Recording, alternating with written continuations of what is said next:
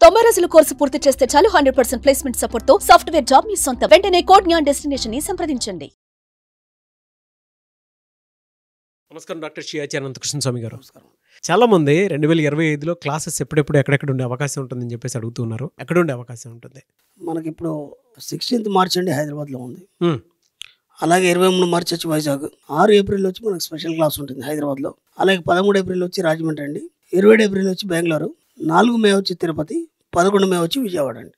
Okay, ఈ విధంగా వీలైన తొందరగా ఎన్రోల్ చేసుకోండి. చాలా రష్గా ఉన్నాయి సమ్మర్ కాబట్టి తొందరగా ఎన్రోల్ చేసుకునే ప్రయత్నం చేయండి. 716వ మనీ మంత్ర వీడియో. ప్రీవియస్ వీడియోలో మీరు చెప్పినటువంటి ఒక మాట చాలా బాగా నచ్చింది నాకు. ప్రగాఢ వాంఛ. ఒక మనిషికి ఆలోచన స్థితిని, ఆ సంకల్పం బలంగా పెంచి కనుక మనం ఇచ్చేయగలిగితే, చాలా మంది అంటే చాలా రకాలుగా నేను చాలా రోజులుగా విన్నట్టుంటే, సంకల్పం ఎంత గొప్పగా ఉంటే అదంత గొప్పగా జరుగుతుంది అని చెప్పి అంటే దీన్ని మనం సంకల్పం అంత గొప్పగా ఉంటాయి.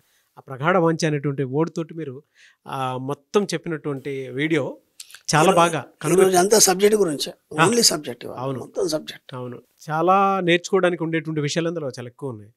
Thank you so much for that. So 716వ మనీ మంత్ర వీడియోలో ఏం చెప్తున్నారు? ఒక వ్యాపారం చేసుకుంటూ ఎన్ని సంవత్సరాలు గడుపుతారు మీరు? ఒక వ్యాపారం ఉంది, అప్పుడు భక్తి అనుకుంటాడంటే నాకు ఇదే అనుభవం ఉంది, మా తాతల తండ్రుల నుంచి ఇదే అనుభవం ఉంది, ఇంకా నేను కొత్తగా ఏం చేయలేను. ఓకేనా? అలా అనుకుంటే అదే వ్యాపారంలో కొనసాగుతూ ఉంటారు. ఇప్పుడు మనకు పల్లెటూరులో చూస్తే ఒక వ్యాపారి ఉంటాడు, కిరణ్ కొట్టేదో ఉంటుంది, 30 సంవత్సరాల నుంచి అదే కిరణ్ కొట్టి, ఇంకా కొత్తగా ఏం చేయడు ఆయన. అర్థమైందా? ఆ కిరణ్ కొట్టులోనే కొన్ని మార్పులు చేస్తాడు తప్ప ఇంకా కొత్త బిజినెస్ వైపు వెళ్ళాడు. ఎందుకంటే కొత్త వైపు బిజినెస్ నాకు అనుభవం లేదు అని ఒక భావంతో అక్కడ ఆగిపోతాడు. ఇప్పుడు వేరే వాళ్ళు ఒక ఫర్టిలైజర్స్ ఉంది, లేకపోతే ఇంకా ఎంటర్ప్రైజెస్ ఉంది, ఉన్నాయి, వాళ్ళకి ఎలాంటి అనుభవం లేదు, వాళ్ళు కొత్తగానే పెట్టారు, వాళ్ళు సక్సెస్ అయినారు. కానీ నీకు నమ్మకం లేదు కదా, ఈ బిజినెస్ కాకుండా నేను వేరే చేస్తే సక్సెస్ అవుతానని, కాబట్టి అక్కడే ఉండిపోయినావు. ఒకే వ్యాపారాన్ని పట్టుకొని ఎన్ని సంవత్సరాలు సాగదీస్తావు? ఎందుకు భిన్న వ్యాపారాలు చేయాలి? ధీరుభాయ్ అంబానీ వాళ్ళ నాన్న జాబ్ చేద్దామని చెప్పేసి ఇంటర్వ్యూకి వెళ్ళాడు. ఆయన 6 అంతస్తులకి పైకి వెళ్ళాడు. 6 అంతస్తులు అప్పుడు లిఫ్ట్ లేదు. 6 అంతస్తులకి పైకి వెళ్ళిన తర్వాత కూర్చున్నాడు, ఇంటర్వ్యూ చేశారు, అంతా అయిపోయిన తర్వాత you are unfit this job అన్నాడు. ఎంత బాధ అనిపించింది దానికి. ఆ జాబ్ చేస్తే కానీ నడవదు ఆయనకి. ఇంటికి వచ్చాడు, పడుకున్నాడు. పడుకున్న తర్వాత ఆ మాటలు వినిపిస్తున్నాయి, నువ్వు జాబ్కు పనికిరావు, నువ్వు జాబ్కు పనికిరావు, ఈ జాబ్. ఎస్, ఈ జాబ్కు పనికిరావు అన్నాడు కదా, అంటే ఈ జాబ్కి నేను అర్హుణ్ణి కాదు, కానీ నేను జాబు లేయడానికి అర్హుణ్ణి కదా, నేను జాబు చేయడానికి అర్హుణ్ణి కాదు, నేను జాబు లేయడానికి అర్హుణ్ణి కదా అని 50,000 రూపాయలతో బట్టల వ్యాపారం మొదలుపెట్టాడు ఆయన. అలా అలా అలా ఎదుగుతూ వాళ్ళ మొత్తం రిలయన్స్ ఇండస్ట్రీ కావచ్చు, వాళ్ళందరూ కూడా ఈ స్థాయికి వచ్చారు. అంటే నీ ఆలోచన విధానంలో తేడా. నేను ఇదే చేస్తాను, ఎందుకంటే నాతోనేం కాదు అనుకున్నప్పుడు విశ్వం ఏం చేస్తా అంటే అక్కడ ఫిక్స్ చేసేస్తాడు. ఇప్పుడు చూడ, రిలయన్స్ వ్యాపారాలు ఎన్ని ఉన్నాయి మనకి. బట్టల వ్యాపారం ఉంది, మొబైల్ వ్యాపారం ఉంది, ఎలక్ట్రానిక్ రంగంలో ఉంది, చాలా దాంట్లో ఉంది కదా, ఆయిల్లో ఉంది, ఎన్నో రకాలు ఉంది కదా. అట్లా మీరు చూడండి, ఆవిడ పెద్ద పెద్ద కంపెనీలు ఏమన్నా తీసుకోండి మీరు, ఒక్క వ్యాపారంలో వాళ్ళు ఎప్పుడు స్థిరంగా ఉండరు. ఒక 4-5 వ్యాపారాలు పెడతారు. 4-5 వ్యాపారాలు ఒకటి లాస్ వచ్చిన ఇబ్బంది ఏం లేదు, ఎందుకంటే ఈ 3 కవర్ చేస్తాయి. అర్థమైంది? కాబట్టి ముందు మీ యొక్క ఆలోచన దృక్పథాన్ని మార్చుకోండి. ఎందుకంటే దీనికి అని మీరు ఫిక్స్ కాకండి ఎక్కడ కూడా. దీనికే నేను ఇదే చేస్తాను అని మాత్రం ఫిక్స్ కాకండి. ఇప్పుడు ఎవరు తీసుకున్నా సరే, మీరు ఒక సినీ యాక్టర్ అనుకోండి, లేకపోతే ఒక విఐపి కానీ ఎవరైనా తీసుకోండి, మీరు చూడండి, వాళ్ళు ఇక్కడ ఇది చేస్తారు, వెనకాల బోలెడ్ బిజినెస్లు ఉంటాయి వాళ్ళకి. ఎందుకు అంటే ఇక్కడ మనం స్టార్టింగ్లో చెప్పుకున్నాం, బ్రాడ్ మైండ్. నీ యొక్క ఆలోచన విశాలపరిచినప్పుడు ఏమవుతుందంటే విశ్వంలో ఉన్న అవకాశాలన్నీ నీ దగ్గరకు వస్తాయి. ఎప్పుడైతే కుంచిత మనస్తత్వం ఉంటావో నీకు ఏది అందదు. అంటే ఇప్పుడు అతను ఏం చేశాడంటే ఈ వ్యాపారం తప్ప నేను ఇంకేం చేయలేను అనే కుంచిత మనస్తత్వం కూడి ఉన్నాడు కాబట్టి అక్కడే ఉండిపోయినాడు ఆయన. అర్థమవుతుందా లేదా? కాబట్టి మెల్లిగా ఏం చేయాలంటే మీరు ఏదైతే వ్యాపారం చేస్తున్నారో దాంతో మనం ఏం చేయాలంటే ముందు ప్యాసివ్ ఇన్కమ్ పెంచుకునే ప్రయత్నం చేయాలి. ప్యాసివ్ ఇన్కమ్ మీద కూడా నేను చాలా వీడియోలు చేశాను.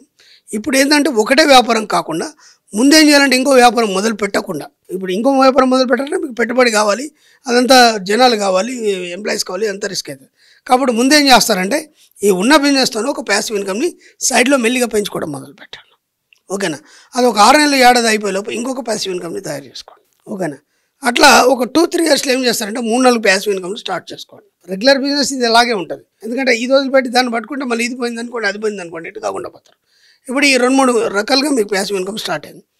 ఇప్పుడు ఏం చేస్తారంటే ఒక కొత్త బిజినెస్ గురించి చక్కగా ఒక ప్లాన్ చేయండి. ఆ కొత్త బిజినెస్ కూడా ఎలా ఉండాలంటే బిజినెస్లో రిస్క్ ఉంటుంది, లాభ నష్టాలు ఉంటాయి, ఇట్లాంటి మాటలు మాట్లాడకండి. మన సబ్జెక్టులో లేవు. ఎందుకంటే మన సబ్జెక్టులో నువ్వు విజయం సాధించడానికి పుట్టావు.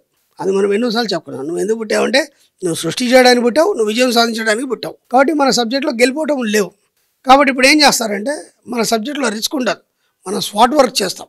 కాబట్టి తర్వాత ఒక వ్యాపారం గురించి ఆలోచించండి. అది ఎంత పర్ఫెక్ట్గా ఉండాలంటే మీరు ఇంకొక 6 నెలలు ఏడాది టైం తీసుకున్నా సరే అక్కడ కూడా మీరు తగ్గకుండా చక్కని ప్లాన్ చేసుకోండి. ప్లాన్ చేసుకుని ఏం చేస్తారంటే వచ్చిన ప్యాసివ్ ఇన్కమ్ని దాంట్లో పెట్టండి. ఈ వ్యాపారం ఇలాగే రెగ్యులర్గా ఉంటుంది కాబట్టి మీకు ఇబ్బంది ఏమి ఉండదు. ఆ ప్యాసివ్ ఇన్కమ్ మాత్రం అటు షిఫ్ట్ చేయండి. షిఫ్ట్ చేస్తే మీరు ఒక ఏడాదిలో ఏమవుతుంటే అది బిజినెస్ అనేది డెవలప్మెంట్ అయితే మీకు ప్రాఫిట్స్ వస్తాయి. ఇప్పుడు ఏమైపోయింది, ఇటు పాసివ్ ఇన్కమ్ తయారైంది, అటు కొత్త బిజినెస్ స్టార్ట్ అయింది. ఇప్పుడు ఏం చేస్తారంటే ఈ 3 కలిసి ఒక పెద్ద బిజినెస్ స్టార్ట్ చేయండి. ఓకేనా? అది కూడా ఎలా ఉండాలంటే హాయిగా సుఖంగా మనం ఇబ్బంది పడి మనం రిస్క్ చేస్తూ అటు ఇటు పరిగెత్తడాలు ఉండదు. మనం హాయి కూర్చుని దగ్గరే ఉంటాం, వర్క్ అంతా నడుస్తుంటుంది.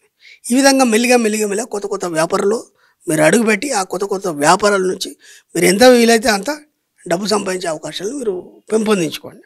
కాబట్టి ఒకటే బిజినెస్ ఒకటే వ్యాపారాన్ని జీవితాంతం చేయొద్దు. నాకు ఇదే అనుభవం ఉంది, ఇంతకంటే నేనేం చేయలేను అని మీరు అనుకున్నంత మటుకి జీవితం మొత్తం దాంతోనే అయిపోతుంది. అదే వ్యాపారంలో మీ పిల్లల్ని తీస్తారు, వాడు కూడా అదే వ్యాపారంలో మునిగిపోతాడు, వాడు కొత్తగా ఏం చేయలేడు.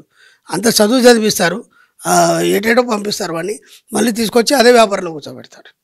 ఆ చదువు ఎందుకు దండగా? కాబట్టి వాళ్ళకున్న నాలెడ్జ్కి వాళ్ళకేం చేయాలనుకుంటే వాళ్ళకు రూట్ చూపించండి. మీరు కొత్త వ్యాపారాలు చేసి మొదలు పెట్టండి. దాంతో మీరు ఎంప్లాయ్మెంట్ ఇచ్చిన వాళ్ళు అవుతారు, ఎక్కువ మొత్తంలో మీరు సంపాదించిన వాళ్ళు. ఒకే బిజినెస్ మాత్రం మీరు ఫిక్స్ కాకండి. అది వారన్ బఫెట్ ఫార్ములా. ఎస్, ఖాళీ ఉండద్దండి. ఎప్పుడేదో డబ్బుని ఎట్లా సంపాదించాలి, ఎప్పుడేదో కొత్తదనాన్ని సృష్టిస్తూనే ఉండాలి. అది ఒక వ్యాపారానికి ఇలా కూడా చెప్పొచ్చని బ్రహ్మాండంగా ఎస్, ఒక్క వ్యాపారంతో ఎప్పుడు ఫిక్స్ కాకండి. 4-5 రకాలు మీరు మల్టీపర్పస్ చేసినప్పుడు మాత్రమే మీరు అనుకున్నది సాధిస్తారు. Really great sir. Anyways thank you అండి. Thank you so much doctor Shri Acharya Anantakrishna Swami గారు. థ్యాంక్ యూ అండి.